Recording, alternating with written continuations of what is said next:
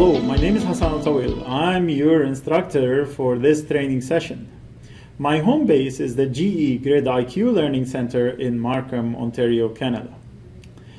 I have been with GE for 20 years. Actually, I started my career with GE as a software developer, developing HMI configuration tools and firmware applications for our substation automation and distribution automation product lines. I then worked with the technical support help desk dealing with customer technical inquiries across our automation product, services, and outlining offering. Next, I moved on to become the application engineer supporting customer in developing their substation automation and distribution automation schemes, and also spent some time as a project manager working out of our UAE office in the Middle East. For the last 4 years, I've been the lead technical instructor for substation automation and distribution automation based in Markham, Ontario. I'm responsible for the development of training content, working alongside our instructional design team and delivering training courses either at one of our learning centers, a customer side, or by virtual classroom sessions such as this technical webinar. Our Markham Training Center is a state-of-the-art rich media delivery center, making it a real pleasure to be working in such an environment. Before we get started, I want to give you an insight into how we prepare each session's content and what you can expect as this session progresses. Once we decide on a technical webinar topic, we build a storyboard of content working with various subject matter experts like technical support, engineering, and product management teams to pin down what the precise content should be based upon the latest customer interactions. For example, what are the most frequently asked questions and are we addressing them properly?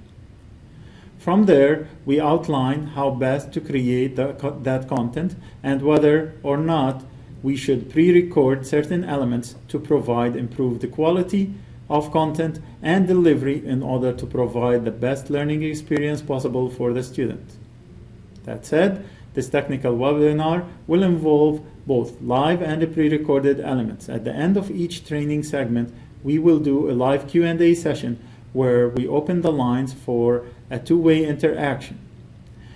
As your instructor, I will be present throughout the webinar and will be communicating through the chat line, picking up questions and then responding to those questions during each live Q&A session.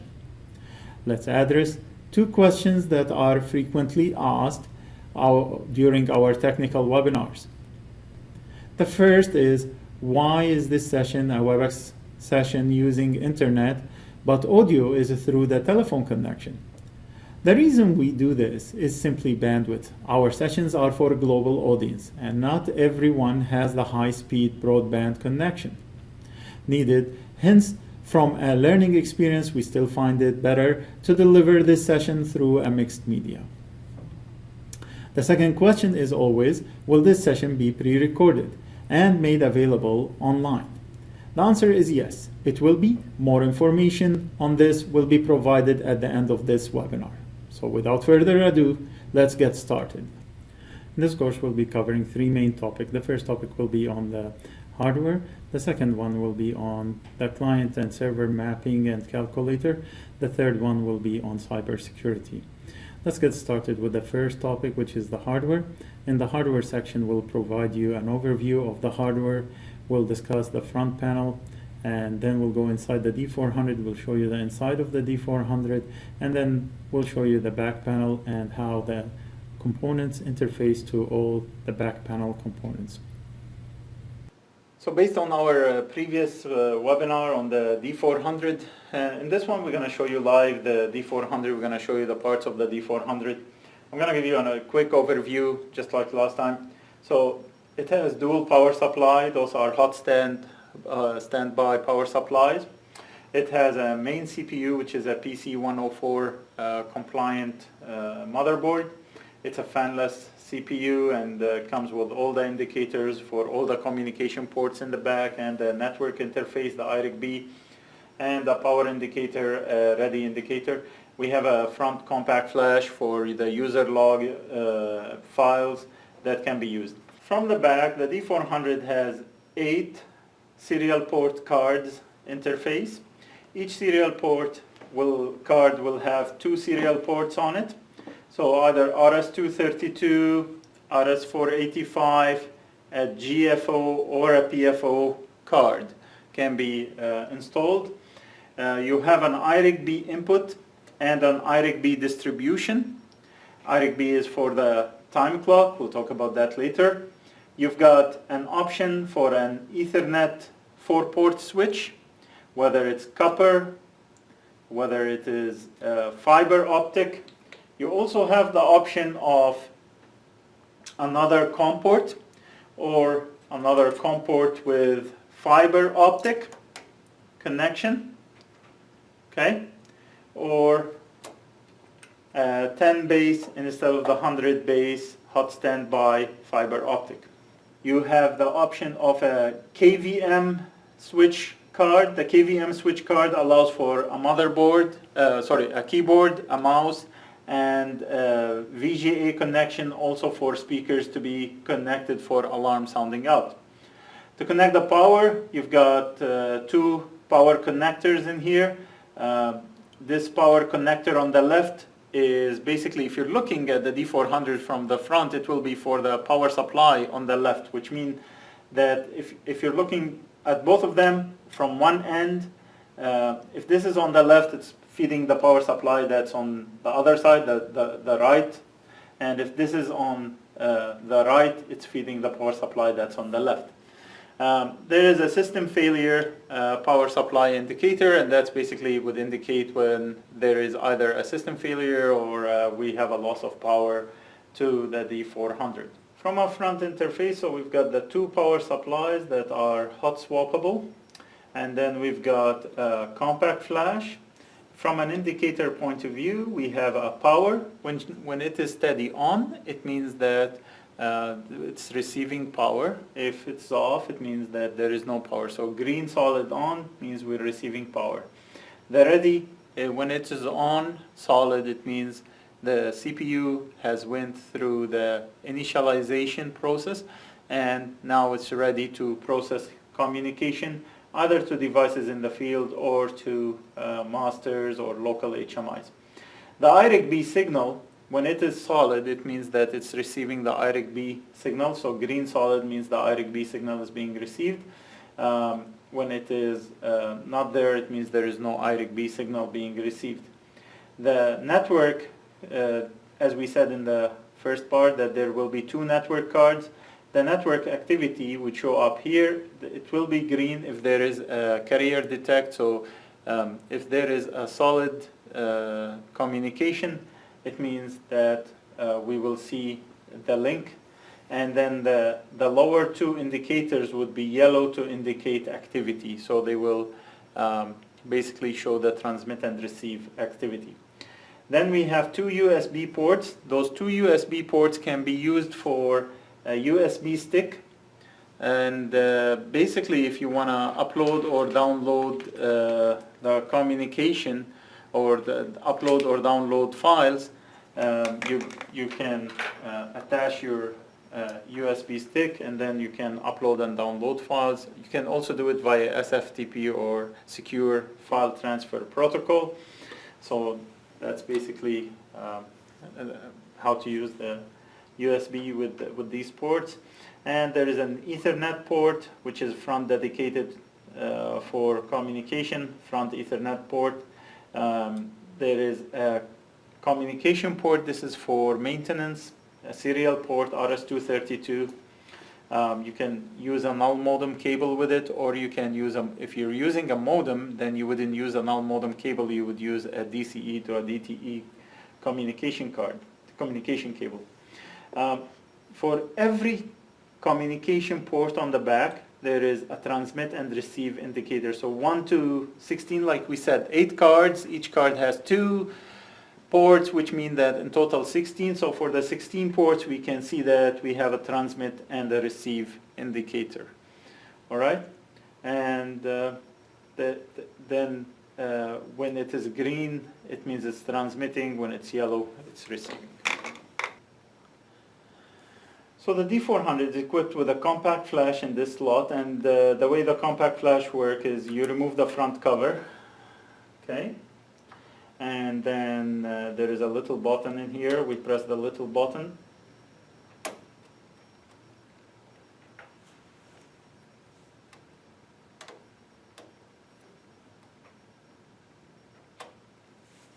And the compact flash would come out just like your camera. And this is a 16 GB compact flash. Now the thing about this compact flash is it has to have the same operating system as your main compact flash. So if you look closer at this one,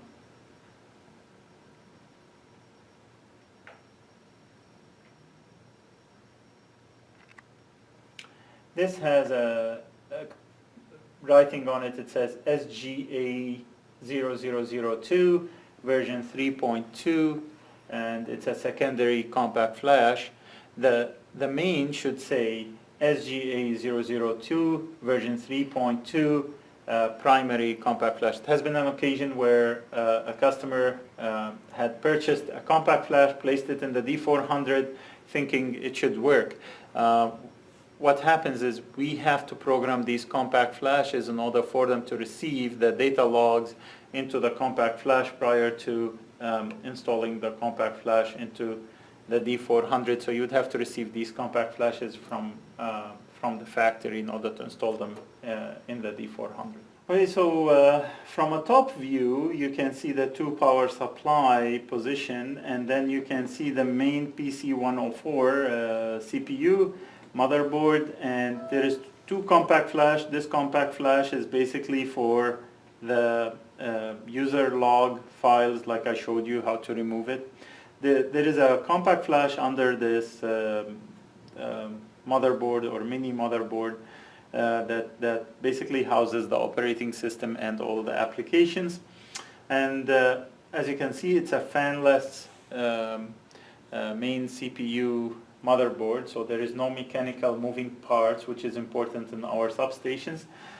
There is an interface card to the communication connections in the back, all the communication ports on the back, and this is the power supply interface into feeding power into the two power supplies. For an RS-232 communication port, we can have 8 card interfaces, as we said. Each one can have up to 2 ports. So I'm going to talk a little bit about the RS-232 card. When you pull out the RS-232 card, it looks like this. And what you will find is that there is switch 1, switch 2, switch 3, switch 4. Now, the COM port 1 is in the bottom, COM port 2 is in the top, right? So these switch 2 and switch 4 controls COM port number 1.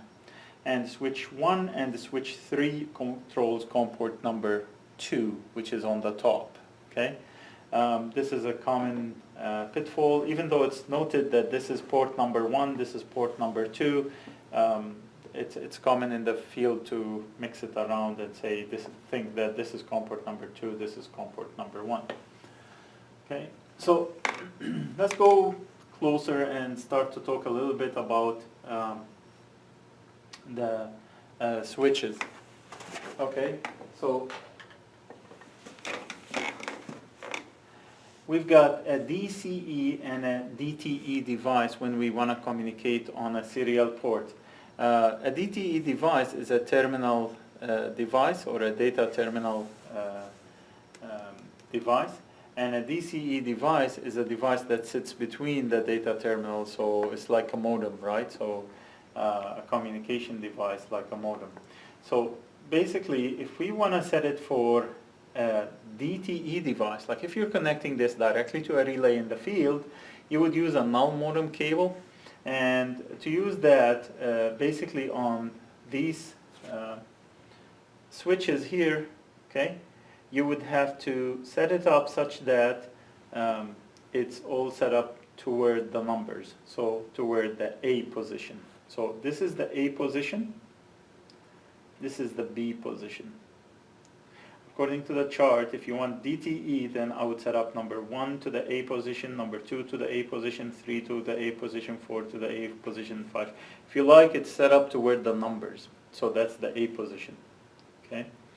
If I want to set it to communicate to a DTE device or a modem, right? Then what I can do is I can set up all of this, the first one to the A position, second one to the B position, third one to the B position, third. So right now it is set up to communicate to a modem or a DCE device. Also switch 3 and switch 4, which in turn controls the COM2 and the COM1. For a DTE, it needs to be set up in a certain pattern. So for switch 3, if I want to set it up to a DTE, right, again, to where the numbers will be an, away from the numbers will be an on position, to where the numbers will be an off position. So I want it to be, for a DTE, it will be off, like you see it here. Number 1 is off, number 2 is off, number 3 is on, number 4 is off, number 5 is off, number 6 is on, number 7 is off, number 8 is off. If I wanted to connect to a DCE device like a modem, then what I would have to do is set it to to off for number 1, on for number 2, off for number 3, off for number 4, and then off for number 5, off for number 6, on for number 7, and off for number 8. Okay? Now, if we have an IRIC-B ground enable, then you would have to set it for off, off, off, on, right? So number 1, number 2, number 3 are off, number 4 is on, and then number 5, 6, 7, and 8 would be set up to off position. Okay, so we talked about the RS-232 options. We also have an RS-485, and the RS-485 or the RS-422 are well known for allowing us to do a multi-drop. So you will communicate, instead of point to point, you will communicate from the D400 to many devices connected on the same loop to back to the D400. And this is the RS-485. We'll talk a little bit about the switches on the RS-485. So I'm going to pull it out, place it out here. Hopefully you can now see the switch that's available on it. And there will be 2 sets of switches. There is switches on the front here that we can see, and there is switches on the back of the RS-485. So I'll go back to the front of the RS-485 switches to show you the settings of it. So for the RS-485, we can set it for either a 2-wire or a 4-wire. Basically, you've got switch position number 1, switch position number 2. Again, the on position is away from the number, the off position is toward the number. So if I want to set it for 2-wire, switch number 1 would be on, switch number 2 will be off. If I want to set it for 4-wire, switch number 1 will be off, switch number 2 will be on. As you can see, in this case it's set up for 4-wire because switch number 1 is toward the 1, switch number 2 is away from the 2, as such it's on the on position. Okay? And that would control for the first port whether it's 2-wire, the second port whether it's 2-wire or 4-wire. I'm going to show you from the back the importance of the switches on the back of the RS-485 card.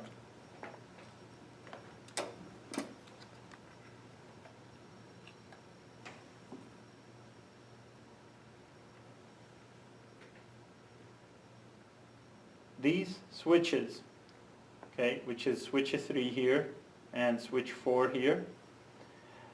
Switch 3 controls the top RS485 port. Switch 4 controls the bottom RS485 port. So this is controlled by switch 4, this is controlled by switch 3. For a switch 3, if we want to set it for RS485, we would set all the pins to the off position or toward the numbers. If we want to set it to RS422 120 ohm, right, not with a pull-up, pull-down resistor, without the pull-up, pull-down resistors, you would set up the first 5 to the off position and the last 5 to the on position. Okay, so 1, 2, 3, 4, 5 would be set up to the off position. 5, 6, 7, 8, 9, 10 would be set to the on position if we want RS422 120 ohm with a line termination on the transmit and receive. If it is RS422 120 ohm line termination with 680 ohm, then for that setup you would set them all to the on position. Okay, so the 3 settings that we have is either RS485, all of them are on the off position, RS422 with a termination, that will be half of it will be on the on position. The first top half will be on the off position. The bottom half will be on the on position. Or if we want RS422 with a pull-up, pull-down resistor, then all of it will be on the on position. The glass fiber optic and the plastic fiber optic, they have again the communication ports with the port on the bottom being the first one. As you can see, we've got the glass fiber optic for a 10 connection and the plastic fiber optic. So I'm going to take out the glass fiber optic card and the plastic fiber optic card.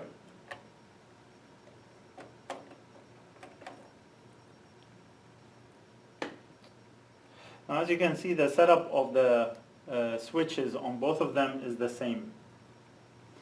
Okay, the reason being is you can either have a transmit receive or a reverse on the transmit receive.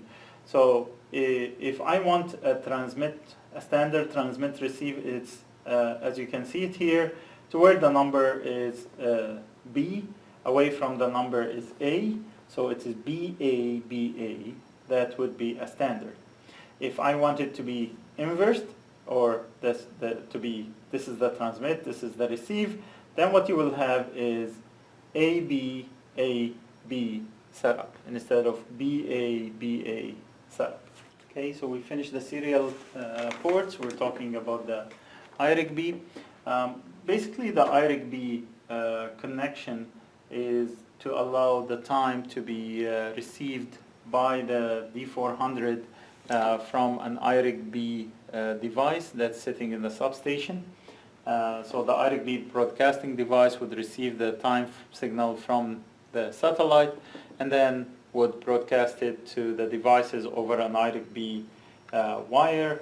The IRIG-B wire would connect to the D400 either using BNC, TTL, or fiber. So there is other ways, of course, the D400 can get the time either via simple network time protocol, SNTP. If you have other devices that needs to send the time, there's probably other devices that is not accommodated by the D400. Example, the HOP device, where you would need a HOP to IRIG-B or HOP to SNTP converter. The IRIG-B input card, which is this card, and this is the IRIG-B distribution card. So the IRIG-B distribution card would transmit IRIG-B to other devices. The IRIG-B input card, which is the receiving card, have 3 switches on it. So we have switch 1 here for the IRIG-B, and this switch basically controls whether the transmit is in standard form or in test mode. So in standard form is as you see it here. So like I said, pin 1 will be on, pin 2 will be off. So 1 away from the number 1, and 2 toward the number is off. So that's basically on, off. That's a standard mode. If we want to put it in test mode, we would set it for off, on. So pin 1 will be off, pin 2 will be on, which is the opposite of what you see here. Okay, so the next switch I'm going to talk about is switch number 2. For switch number 2, basically we've got 1, 2, 3 switches on it. On is away from the number, right? So if I have the first one to be on, basically that means that the fiber connection is on. If number 2 is on, then the TTL is on. If number 3 is on, then the BNC connector is on. So let's say I want to set on the BNC connector instead of the fiber. This is how would we set it. Now I am receiving communication via the BNC, not via the fiber connection.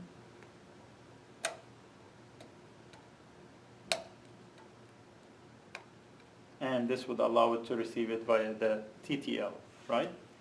As we discussed. So I'll set it back to fiber. So that's it for switch number 2. Switch number 3 basically controls whether we are inverted or normal. So if this is received, this is transmit, this would be the setup. So pin number 1 will be the on position or toward the number, pin number 2 will be the off position or away from the number. If we want this to be the transmit, this will be the receive or the inverse of what is the norm on this card. Then switch number 1 will be to the off position, switch number 2 will be to the on position. We covered serial, IRIG-B.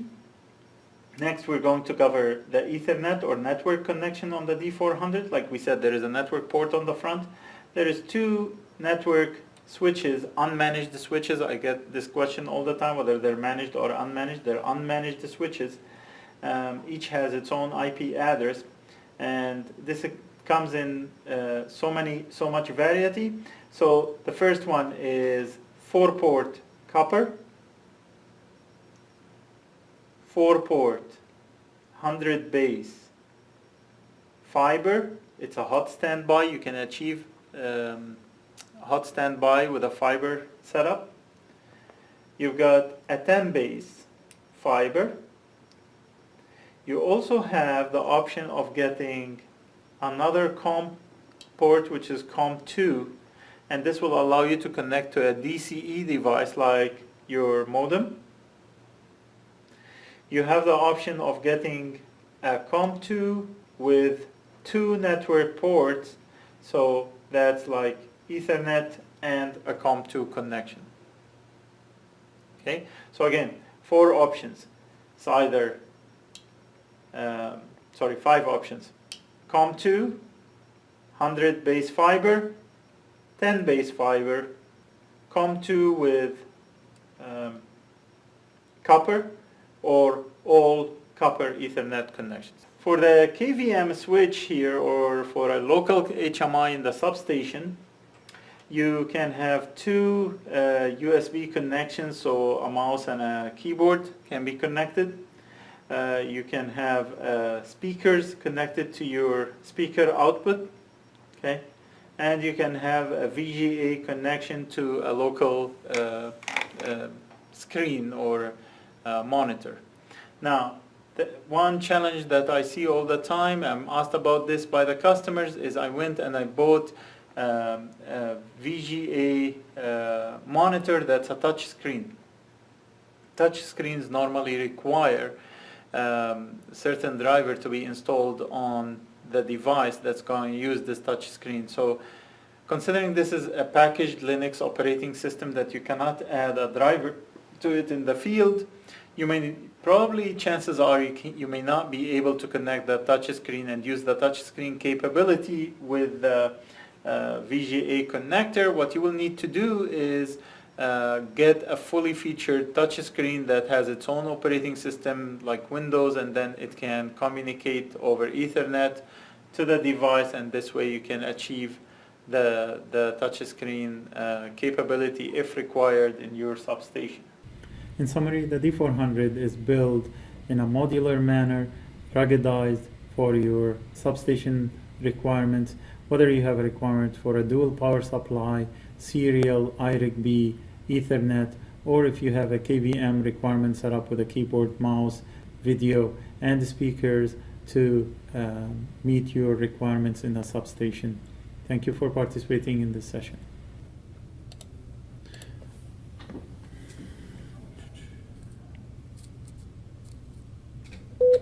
The conference has been unmuted. Thank you very much, everyone, and sorry about the late starting this morning. Basically, during the hardware session, we received one question: are the slots interchangeable when it comes to the RS-232 versus RS-485 and the plastic fiber and the glass fiber? Yes, they are. Yes, they are. So basically, you've got 8 slots, and these slots can be allocated either to RS-232, plastic fiber optic, glass fiber optic, in any form that's required. The other question that we have received is, are the switches managed or unmanaged? They are unmanaged switches. Each switch will have its own IP address. If a managed switch is a requirement in your implementation, you can use an external switch which you can connect the D400 to that managed switch. Okay, so thank you for that. One of the comments is, can we have a USB maintenance port? I will pass it on to the product manager, so feel free to share your comments for sure. Any other questions or comments at this point?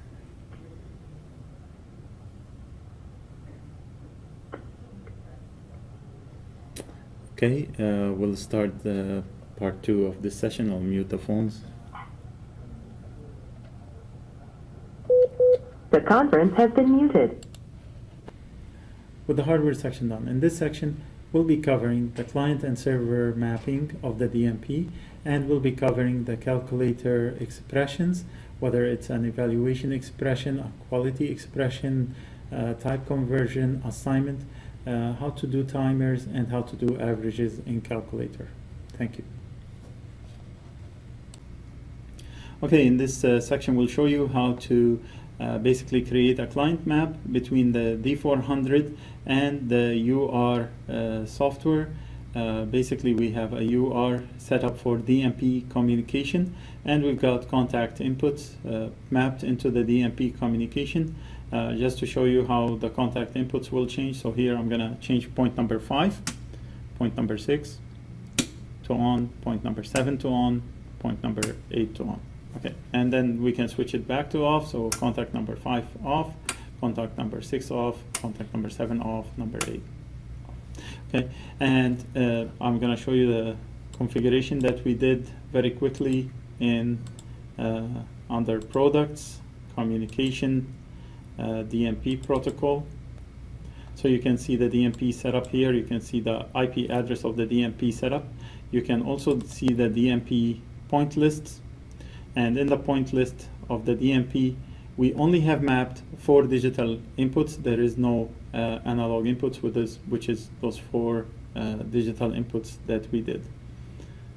Okay, so you can see contact input number 5, contact input number 6, contact input number 7, contact input number 8. Now this will translate to the D400 as point number 1, or sorry, point number 0, point number 1, point number 2, point number 3. Okay, so the D400 will pull the UR relay for point number 0, point number 1, point number 2, and point number 3.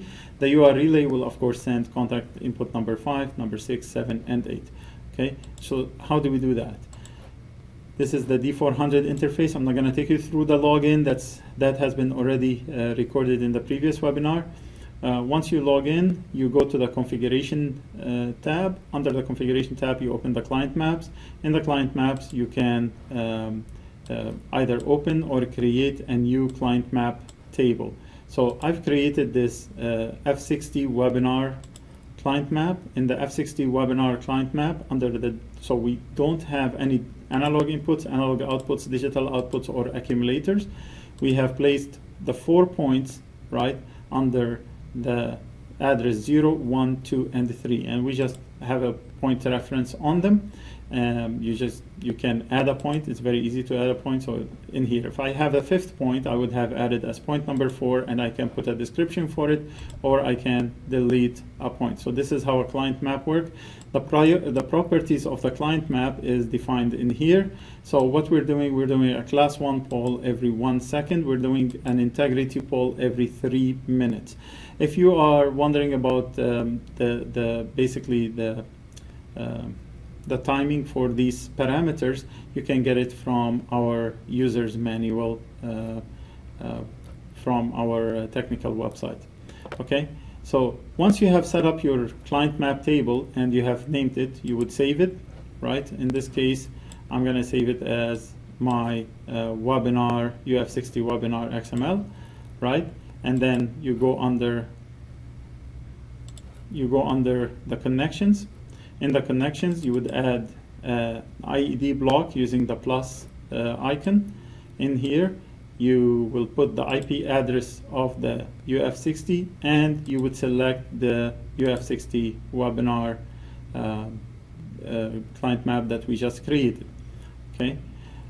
When all of that's done, you can save your configuration and commit it.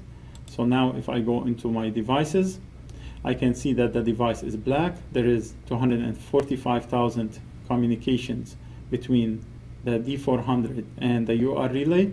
If we go into the point summary, like from the previous webinar, then we can go into the details of the point summary. So under the details, I go to the digital input, and now when we do a change on the UR relay, you can see it. So point number 1 or contact input number 5 is on, point number 2 is on, point number 3 is on, point number 4 is on, right?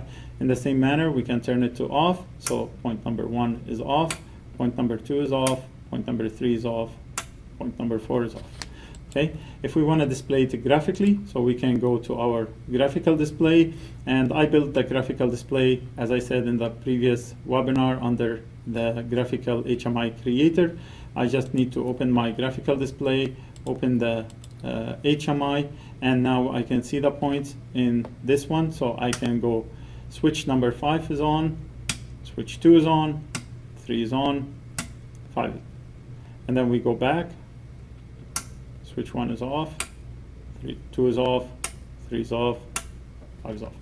Hopefully this gave you a very good understanding of the client map table and how this client map can be used for every other device. So when you add another device to your substation which have the same criteria, you don't have to create the client map again. You can reuse the client map and just go under your configuration, under your connections, just add an extra connection, use the same client map, and that client map became a template that you can always use it for the same device. Thank you. So now that we have the client map configured and we have configured some points into the relay from the UR relay into the D400, we're going to create an evaluation expression. So an evaluation expression in calculator, basically you can take a number of digital inputs and just add them or analog inputs, add them or them, right, and then create a value out of them. Common question that comes from the users is how do we do it under calculator? So under the configuration tab in your D400, you go first into the map point, you add your point. So in this case, we'll go to our multi-lin relay, and and we add these points from the multi-lane relay into our mapped digital input points. So here we've got 0 DI, 1 DI, 2 DI, 3 DI. They're all added as a digital inputs from the list of digital inputs. If there is other digital inputs, for example, I can just check them or uncheck them, and immediately they will get an alias. That's that alias that you will use inside your expression in the calculator, right? And there is an easy way to access them once you start to build your expression. So the GUI has been simplified in order to help you as a user. And then we go under expressions. We highlight the evaluations expressions, and then we click plus to add an evaluation expression. Once the evaluation expression, it will show up like this. It will give us an output value. We can output either to a digital input or an analog input. So in this case, I'm outputting to an analog input, AI0. Okay, and when you build your expression, basically you can select the points by clicking on the map points, digital inputs. Like I said, the alias is already there, 0 DI, 1 DI, 2 DI, 3 DI. So I can pick those. And if you want to write your expression properly, you can use the shortcuts that are given at the bottom here for plus, minus, subtract, divide, greater than, less than, any of the assignments that you would like to do inside calculator. So 0 DI plus 1 DI plus 2 DI plus 3 DI. All I'm doing is I'm adding the digital inputs and I'm creating an analog input out of them, okay, to create an evaluation expression. Now to do that, I can, once that's done, I can go back, check on my device, right? The device is online, check on the points, right? And I can check either my IED points or my application points. So I can go to my calculator points and view the details. And under analog inputs, we've got this analog input number 0. And for analog input number 0, the value is 0, right? So as I toggle these, so I'm toggling number 5, see, it became 1. Toggle number 6. Contact input number 6, 2. Contact input number 7, 3. Contact input number 8, 4, right? If I take any of them out, so let's say I take number 8 out, so it becomes 3, take number 7 out, 2, take number 6 out, and then number 5 out, and it comes back to 0. Great, right? So you can see that it does work. And if we go to the graphical display of this, we can open an evaluation expression graphical display. So I just created an analog input display that shows the DI1 plus DI2 plus DI3 plus DI4. At the same time, it shows all the switches, right? So I'm going to switch number 1 on, or contact input number 5. And it closes. The analog input immediately shows us that we have a contact input added. Contact input number 6, contact input number 7, contact input number 8, and we have a full scale analog input closed. In the same manner, we can go backward and switch off number 8, switch off number 6, sorry, number 7, switch off number 6, switch off number 5. And we have an analog input 0. Very simple. You just have to map your points, right? And then you can carry an evaluation expression on them. Thanks. In this section, we'll show you the timers expression. So we've shown you how to add a client map. We've shown you how to do an evaluation expression. Now I'm going to show you how to do a timers expression.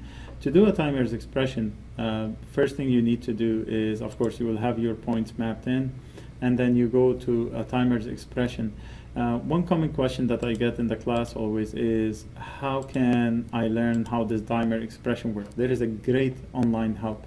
So if I click on the online help, it brings up the helpline, the help screen. If you go under calculator, let's go under expressions, go under timers, and if I read this, it says, the calculator provides time functionality to a resolution of 1 second. A timer operation is defined by 2 hold times: a rising edge, which goes false to true, and a falling edge, which goes true to false.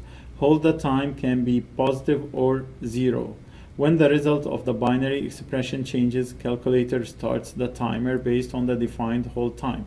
So they're giving an example here, which is exactly the example that I'm going to implement and show it to you, right? So in this example, it's showing DI equal to DI, and they're assigning that to another digital input. Okay, so that's exactly what I did. I created a timer expression by clicking the plus. You get a timer expression. They give you immediately a digital input of it, so digital input number 4, and we get a 0 DI equal 1 DI. So I'm comparing contact input number 5 to contact input number 6, okay? Which is coming back from the UR relay, as you've seen in the client map table. So I will go back to my basically point summary. And in this point summary, you will see that if I look at the details, if I look at the applications, calculator, details, and the digital input, okay, so now I've got DI number 4, which is set to on. Once I toggle contact input number 5, there will be a time of about 5 seconds, and it goes to off. All right, so I put this little widget just to show you now that this is, like I said, it's recorded in a different time. So again, and then we toggle the digital input number 6, and we give it 5 seconds. On the falling edge, it goes to on. If I want to show this graphically, just so that you can understand it, maybe a graphical will give a deeper understanding of it. So we'll go a timer expression on it. Okay, so if we switch contact input number 5,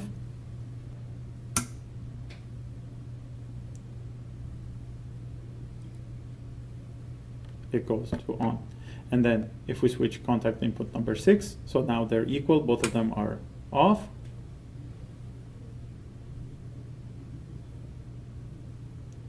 And it goes to on.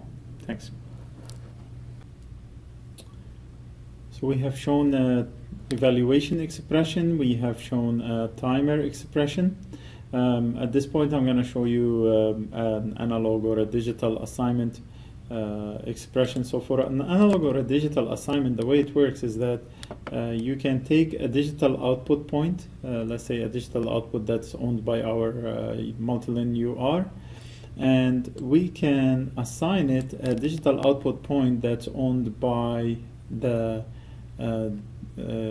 calculator in the D400. So for example, under the calculator points, we can go to digital output and we can add a point which we're going to use in our digital output expression. And then we go back to the expressions. We can write an expression like this one, which upon issuing of a close digital to digital output 3, it will cause a pulse to our relay digital output. Okay, so just to see this in action, we can go back to the points. We can look at the digital outputs that's coming back from the relay, from the UR relay. So we've got two digital outputs here. Digital output 0 is the one that we're going to control. Okay, and we can also take a look at the applications in calculator. If we go to details, under the digital output, we've got digital output 3, which is used in the output digital assignment expression.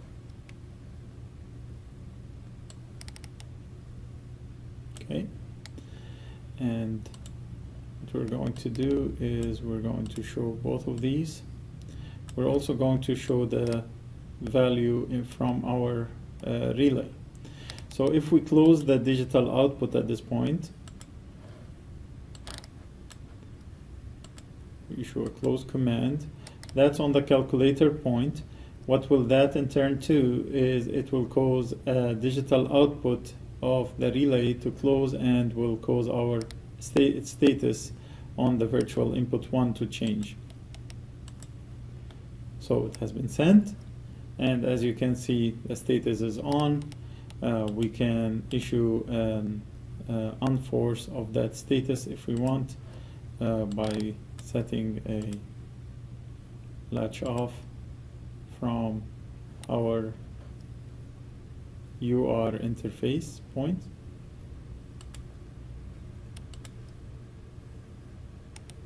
And in the UR it will show as off.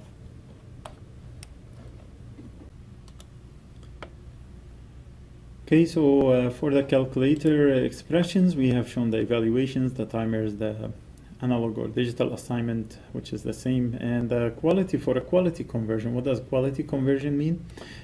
What that really means is that you can take a quality of a point that you have in the system, and you can choose that point type. So in this case, I chose the first digital input point. So you can choose either an analog input, a digital input, or a digital output point. You can take even a calculator point and assign it. So I've chosen the first digital input that's coming back from my relay, and I'm trying to take an attribute of it. So you can take either the alarm inhibit attribute, the chatter, com lost, local control active, local force, offline, all date, output inhibit, overrange, overflow, questionable, reference check, remote control active, remote force, restart, scan inhibit, secondary source offline, tagged, and test and time sync. All of these attributes are available to be picked up. So I'll pick up the offline status, and I'm gonna assign it to a point that's owned by calculator, which is digital input number 5. Okay, so if we go back to our point list, just to show you how does it work.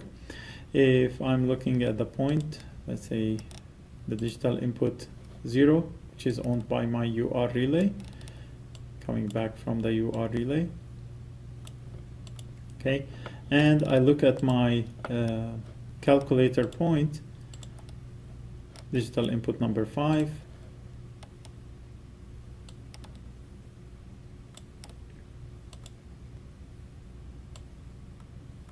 Okay, that we're using for a quality conversion. What we can do is we can, there is a forcing interface, a point forcing interface under the, so we can force the point to offline, okay, and then press close. See the digital input indicating the status of our digital input number 5 has changed to 1, which means that the point is offline. If I go back in, go to my point forcing interface, and I put it back to normal, the digital input number 5 would signify that it is on, it's online, it's not 0, so it's not an alarm anymore. Okay, hopefully that gives you a good idea of how the quality conversion can be utilized in order to know about the status of points, whether it's online or offline. Okay, covering the evaluation, timers, analog assignment, digital assignment, and the quality, we're going to cover the type conversion. So the type conversion would convert from one type of data, analog input, digital output, into another type of data. So if we put the digital input and we try to convert it to an analog input, right, that's owned by calculator, the value will be translated into that value, that just in case you need to transmit a different type of value to a master, like let's say the master will accept analog inputs, or you need to send that data to a master, so we can convert this digital input to an analog input. Just to show you how this conversion, type conversion takes place, we can go back to the point list and go to the details under the digital input, which is we're using digital input number 0 out of the UR relay. Okay, and under the analog inputs, so if we go back to the calculator points details, we will show the analog input, and under this analog input, which I'm using for type conversion,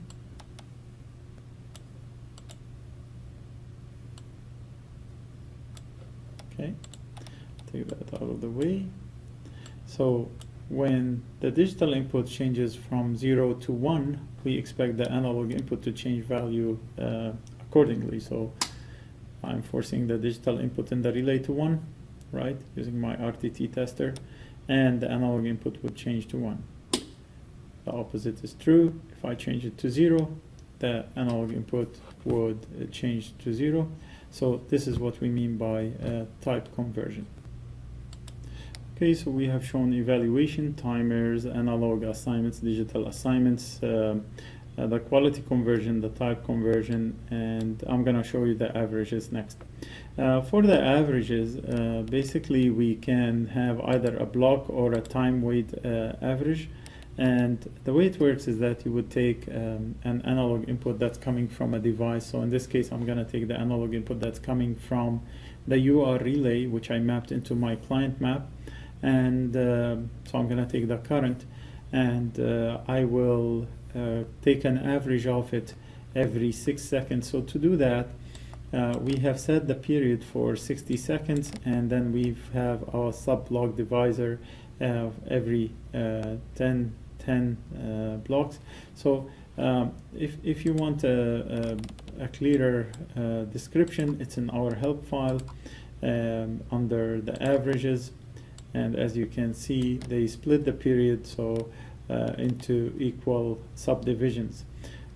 So it's explained in here. It says, for example, if you specify an average interval of 1 hour and a sub-block divisor of 4, calculator will calculate the average of the analog every 15 minutes. So quarter of an hour, 15 minutes, then the average will be calculated. It will report the average every 15 minutes if the sliding window is used, or every hour if it is set to a non-sliding window. Okay, so this is a sliding window option, and you can put exclusions if needed. So I've set up my analog input that is coming back from the UR relay to be averaged into AI2 or analog input number 2 that's owned by my calculator. So we're going to monitor the analog input that's coming back from the UR relay and the analog input that is in my calculator, just to see how to demonstrate this feature. So I'm gonna go back to points. I will, under the IED, I'll go click on details, click on the analog inputs. We can see the analog input, or what's referred to as AI3, that's mapped inside my calculator. Okay, and then I will go over to applications, click on the calculator, click on details, under the analog input, and we're going to monitor this average AI expression.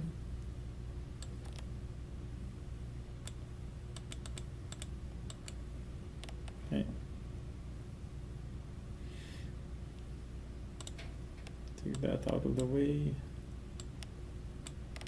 Set it up. So the current is reading 3. As such, the average at this point is 3, right?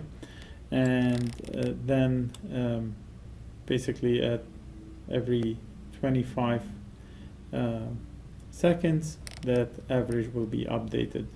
So I'm going to vary it. So as you can see, we're reading from the device in the field 92, and the average started to go up as expected. Okay, I'm just going to keep it at 92, and the average should increase even more in the next minute.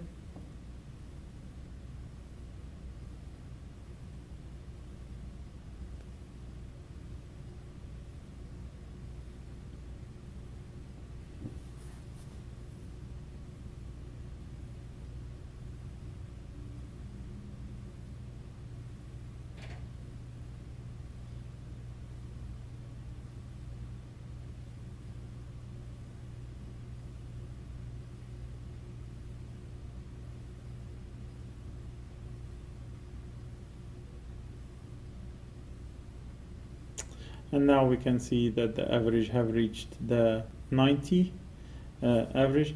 Now if we put down the current on the relay back to 0, so at the top of the minute again we will see the average sliding down again as expected.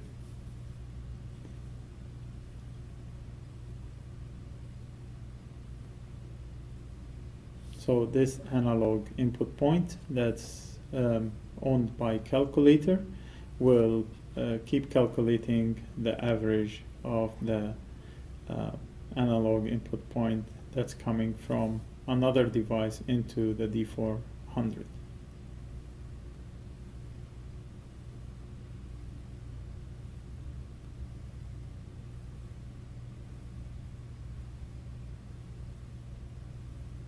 And the value averages back to 11.85, as you can see here, right?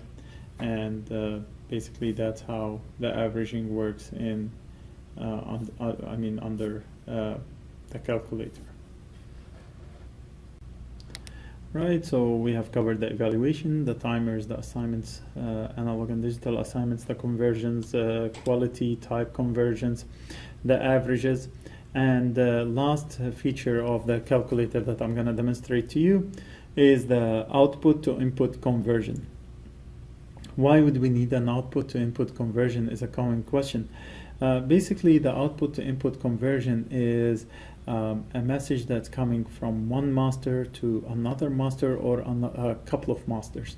So let's say that there is two masters that are sharing the control over a set of bays or a set of points, and they need to communicate to each other as to which master is in control or which master is controlling those shared resources.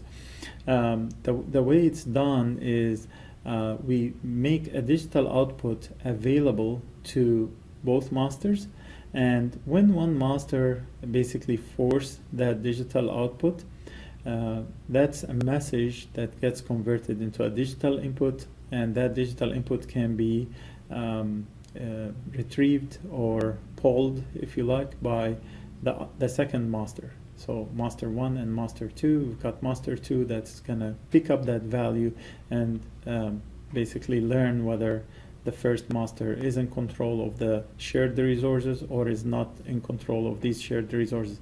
If you have more than one master, then instead of doing a digital output to digital input conversion, you can do an analog input to an analog output into an analog input conversion. So this way the analog output would be set by one master that would give the control to any of the available masters if there is more than one master to pick up the analog input value. So if the analog input is the analog output is set up to 2 and the analog input is then picked as 2, which means that master 2 has the control on the shared resource. Or if the analog output is set up to 3, then the analog input would be set up in turn to 3, and the third master would have the control over the shared resource. This is an inherited functionality that was very successful in the D2X platform, and it's inherited and translated in our D400. Now, one thing to notice is that both points, the source and the destination, would be owned by calculator. So you just have to decide on what is the source point type and what is the target point type, and then calculator will pick the next available point slot that will be assigned these points as a digital output or an output to input conversion. So just to demonstrate this, we're picking digital output 1 of calculator and we're converting the value to digital input 6 of calculator. So if I go back into my point summary, okay, and we go into the applications this time, directly into the calculator. So under the calculator, we can go to the details, And in here we're looking at 2 points. We're looking at the digital input point. Okay.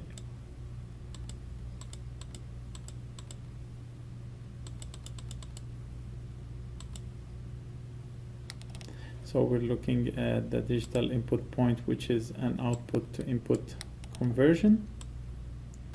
And we're looking at the digital output number 1. When this digital output number 1 is basically latched on, if I go back to my digital inputs, I'll find my digital input number number 6 turned on. Okay, and in the same manner,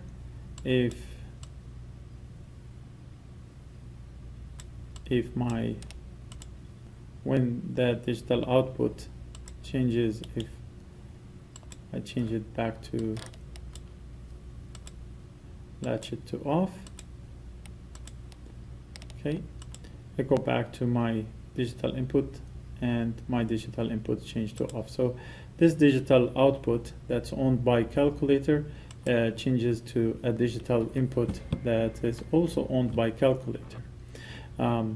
With this, right next, we're going to show you how these points are going to be transferred to masters or to slaves. Okay, thanks.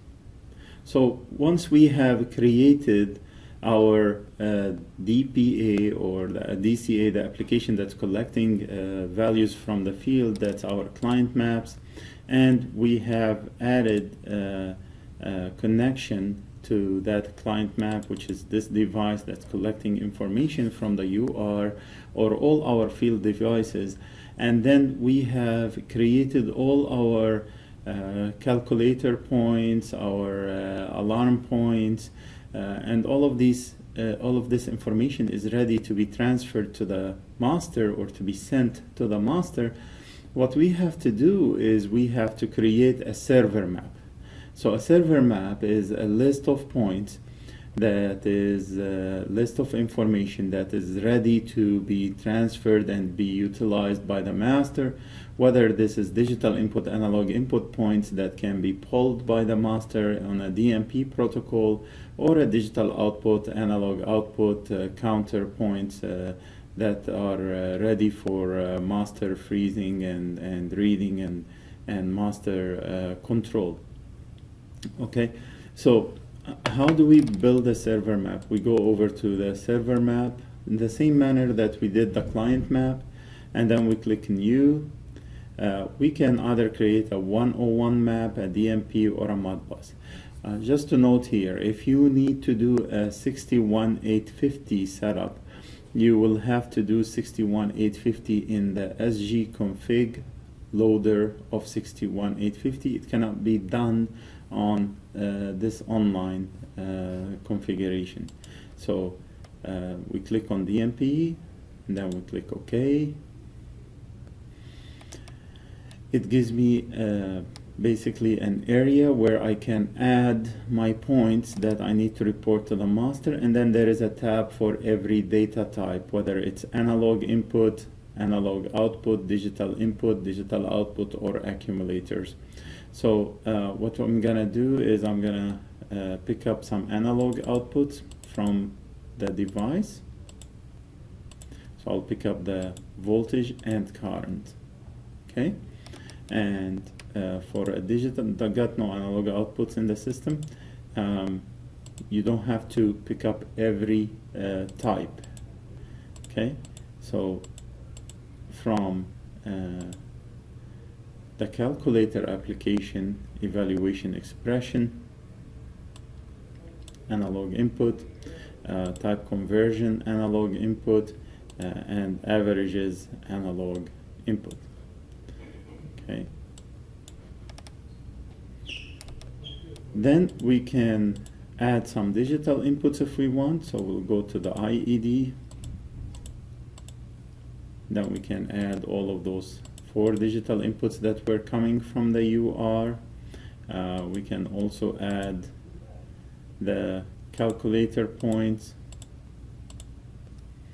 So the quality conversion digital input that we created, the output to input digital input point that is basically converts from a digital output that's owned by calculator. So as you can see, you're mixing between physical points or data that's coming from the substation and data that has been created inside the D400 as a soft point, or sometimes referred to as a pseudo point, like not a real point.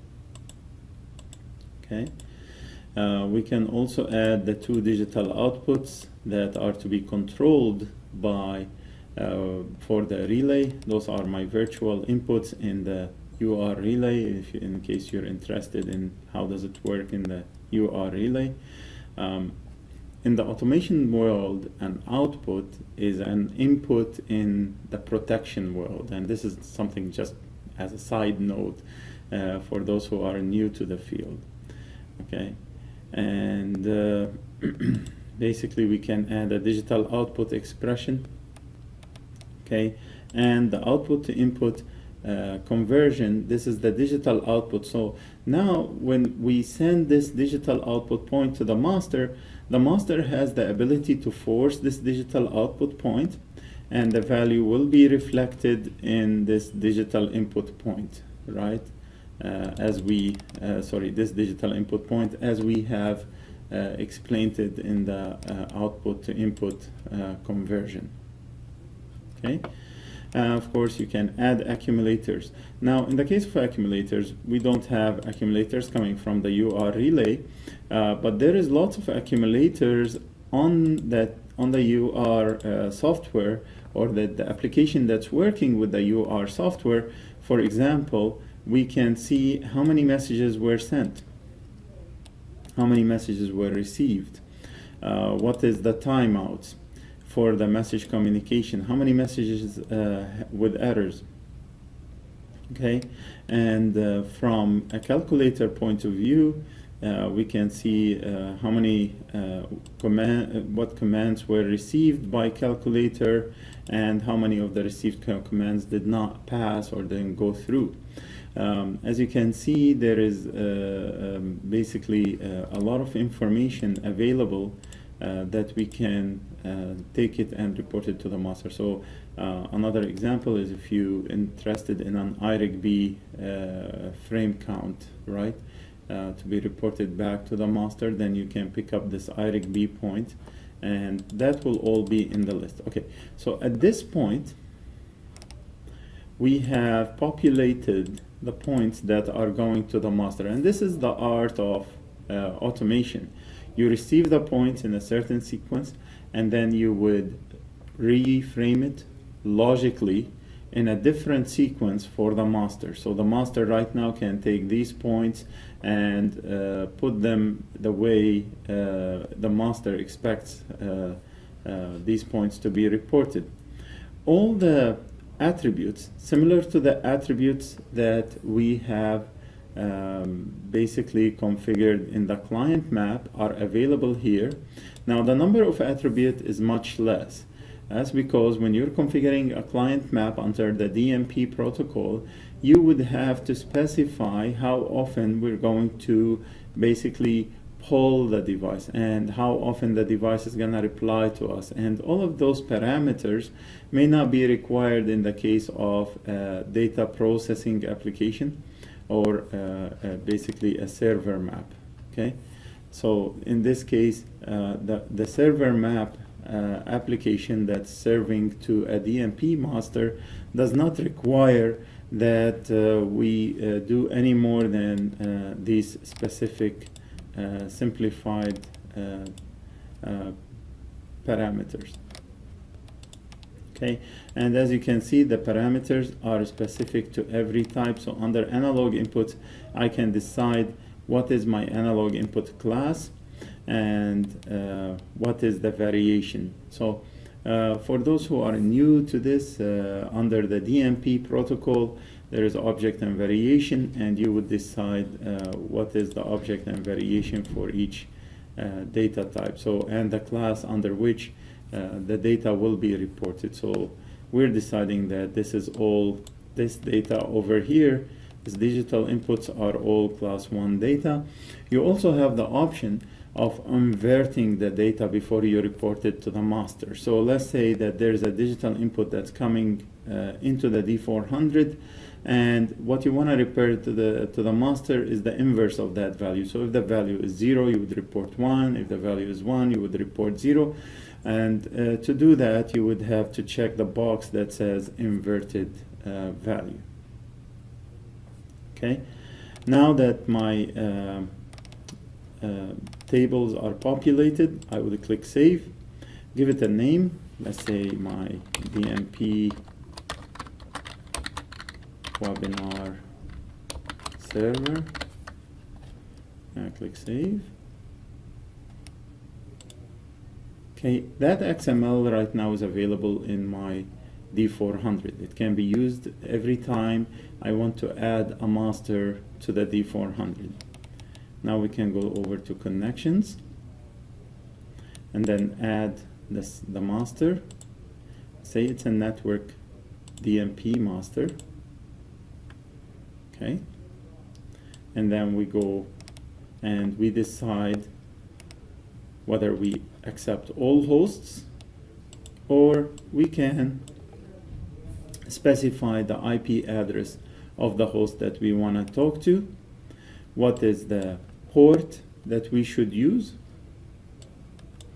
and what is the D400 address as a server. So 120. Under DMP, every device in the network has to have a unique DMP address, and that's different from our IP addressing or our communication port, physical port. If you're using serial number, it's an address that specifies the address of this device from a DMP logical network perspective. Okay. There is defaults that are set up for every device that's reporting to a master. If these defaults need to change, for example, you want to change the unsolicited class 1 mode, the class 2 mode, or class 3 mode. Unsolicited messages are messages that is basically sent to the master without the master polling this information. So if that is required, then you would need to change them. You can use a custom setup instead of the use default setup. Okay, that's it. Your D400 is ready to report to the master. Once you're done, don't forget to save it and commit your configuration. Thank you. In this section, we have covered the DMP client and server mapping. We have covered all kinds of expressions for calculator and how to do timers and averaging. And if you need something that's beyond the calculator facility, you can refer to other webinars. For example, I've got a webinar on logic links, which is a great tool if you want to go and build a ladder logic in the D400. For this section, I will open the phones. First, I'll answer your questions, and then we'll try to take your questions and comments. Thank you for sharing. I will open the phones. First, I'll answer your questions, and then we'll try to take your questions and comments. Thank you for sharing. The conference has been unmuted. Okay, thanks for the questions that were raised. I'm just going to answer a couple of them. So the first question is the calculator a licensed, it requires to be licensed? The answer is yes.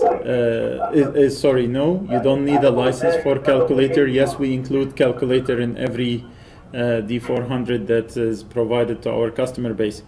The second question is, can we add multiple points at the same time? Yes, it's possible. Is it possible to import points from an Excel sheet? It's not possible to import a point from an Excel sheet, but you can edit the XML file that is available on the D400 Unfortunately, it requires you to access the the Linux-based prompt and upload or FTP that XML file, change it, and then download it back. You can probably edit that XML file with any XML editor that's available.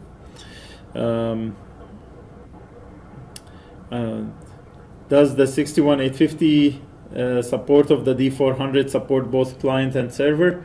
The D400 support client 61850 at this time. We haven't seen a requirement for D400 to support the 61850 at the same time. I will share this comment with the product manager for future implementations. Any questions from the team that's still with us on the phone? Ellos me invitaron a una reunión donde la arquitectura que habían presentado previamente para. Okay, I'll mute the phones for the final session. Thanks.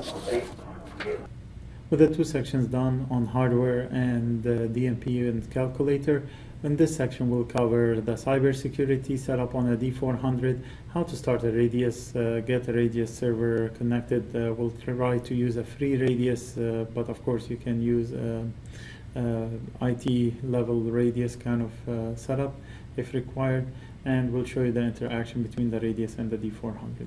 Thank you. Okay, to configure a free Radius or any Radius server with the D400, most of the job will be done by your IT, so the Radius itself will be set up by your IT. But in case that you want to do it for a testing purpose or a lab purpose, I mean, you can get hold of any free Radius server. So let's say that you have installed the free Radius software. I've got a couple of webinars to show you how to install the free Radius server. So if you want to refer to other YouTubes on the free Radius and how does it, how to install it, there is a cybersecurity YouTube that will show you how to install the free Radius. So once the free Radius is installed, what you will need to do is you will need to edit the files of the free Radius. So I'm going to show you how to edit the files of the free Radius. First, under your client's conf table, you will need to put the IP address of your D400, and you would need to put the 24 port, and the secret is you use a secret word regardless of what's this. This is the shared secret word which you will need during the D400 configuration, and a short name for the network. Okay. In the dictionary where you define the GE dictionary, you can define the GE roles and what each role is, and then in the users you can define each user name and the password for that user, the GE D400 user role for each user. Now, these roles need to be also repeated in the D400 configuration. Okay, so just to show you that, so the way it works, if you are under version 3.2 of the D400, just to know your versions, so once I log into the D400, I would type in root, GE root. This is, I'm just logging in using serial login. And as you can see, my firmware release is version 320. So then I can type the command to run the configuration. In this case, it will be the D400 CFG. Okay. I will get a menu. All right. And in this menu, I want to configure authentication, right? And then we want to enable the remote authentication. So we can enable the radius or disable the radius. So of course we want to enable the radius on it. and then it will ask us for the IP of the Radius server. If you're running free Radius on your computer, then that will be the IP address of your computer. If you're running, if your IT have a free Radius server running, you will get obviously the IP address of that Radius server from your IT team. Okay, so in this case, I will use my IP address, which is 192.1.100. So now I've configured the IP address of my Radius server. It's asked me for the secret word. Remember, I said that during the configuration of the Radius server, you will need to get your secret word. In this case, we're using test123. So I'm just going to use that, test123. Right? Do you want to save the changes? Yes. All right. And my Radius server has been configured in the D400. In the newer version of the D400s, you will be able to put all the roles through this textual interface. In the 3.2 and older versions, which is I'm working with 3.2, you can only add the administrators to the list of users. So if I go into the administrator group user, number 6, all right, I can list my users. I've got two users here. I've got the admin user, which is, if I go under my users, right? So we have configured the admin user. The password of the admin user is on the server or the Radius server remote to the D400. So I've added an admin user, administrator user, and I've given him an administrator role, so he's part of my administrator. So now I can log into the administrator user as an administrator. So I can go 5 back, 7, 17, okay, and log out. Okay, now that we have enabled the remote Radius authentication, if we type supervise, so let's put this a little bit to the side here so that you can see it. Okay, so we've got admin user. This is my free Radius server. It's running. Okay, so if I type in here supervisor $123, right, it goes to the Radius server. It doesn't authenticate locally, and it says username or password is incorrect. It wouldn't allow me to log in. Okay, if I put admin user and I put the password that's on my Radius server, which is admin pw. Okay, now it allows me access because it has authenticated with the server. So for version 3.2 and older, like I said, if you want to add other users, so we've got other users listed in here. So we've got a supervisor user, an operator user, an observer user. To add those users, you would have to go into the, let's make this menu bigger. We would have to go into the configurations. Okay, and under user setup, user management. Okay, now we can add our users in this interface, and to add a user is very simple. You just add, you put the username, so let's say observer 2, right, and then you can say observer second observer on webinar. Now the observer user, of course, password is set up in my Radius system, right? And you would have to list the observer user 2. So I would have to come in here and type observer 2, right? And basically put the same clear text password and mode if I want to. Okay. And that's how you would add users to both sides, to the Radius side and to the D400 side. Okay, right, I'm gonna take that out, cancel in here. We've got all our users that are configured in server, and the radius server configured in the D400 at this point. So we've got observer, user, supervisor, user, right? And at this point, we can basically log out, come back in. Now I can start to use my other users after I configured them, because I logged in with my administrator users, configured my other users like supervisor, operator, and observer. So now I can go super user and sup pw.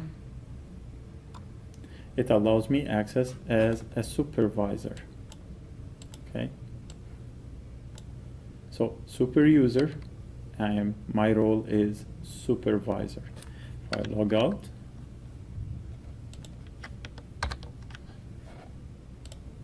so log out, and I want to log in back as an observer, so I can type observer user and type obspw, observer password. As you can see that I'm an observer user with an observer. So your role is defined in the D400.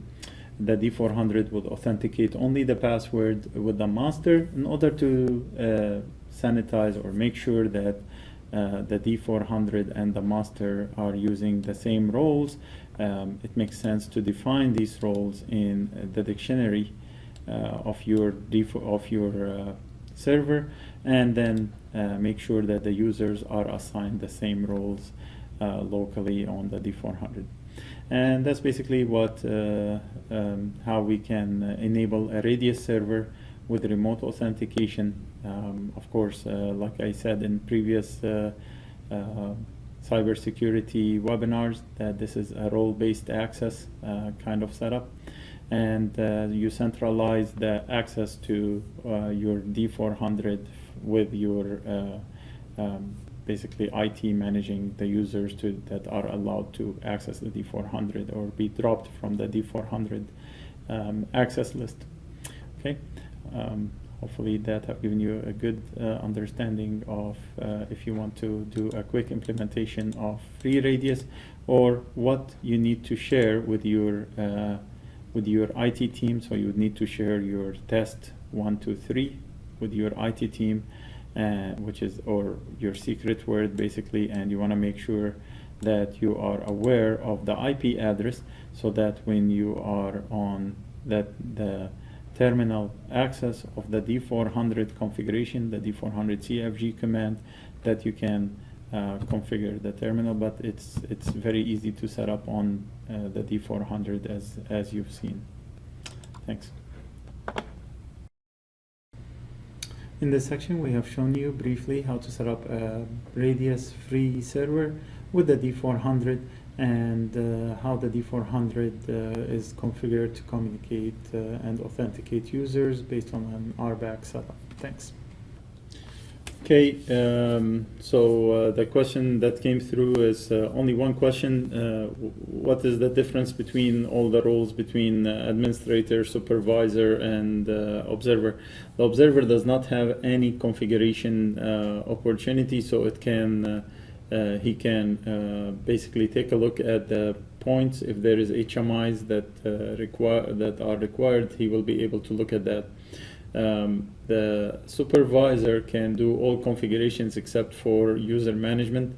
The administrator has the ability to do everything, of course, user management and configuration, and also include the observer role. Okay. Any questions or concerns from comments from this entire session at this point? Feel free to share. Okay, great. Well, thank you very much for joining. Well, that brings this session to a closure. Before you go, first, I would like to thank you for attending this session, and we hope that you found it useful and informative. With these sessions, there isn't always enough time to answer all the questions or cover all the facets of a topic. So please, look out for our future technical webinar offerings as we continue to build our webinar course library. In this regard, we want you to stay connected with us. You can do this through various media like YouTube, LinkedIn, Twitter, subscription to our newsletter, visit our web pages, or simply drop us an email. We do listen to your feedback, and staying connected with us will help us meet your growing needs. If you registered to this technical webinar session, you will receive an email when we post the recorded version of the webinar to YouTube. There will be a link to do our survey and provide us feedback on how we are doing, so please take advantage of the survey opportunity. With that, I say goodbye for now and hope that you have a wonderful day or evening depending on which time zone you are in. Thank you and goodbye.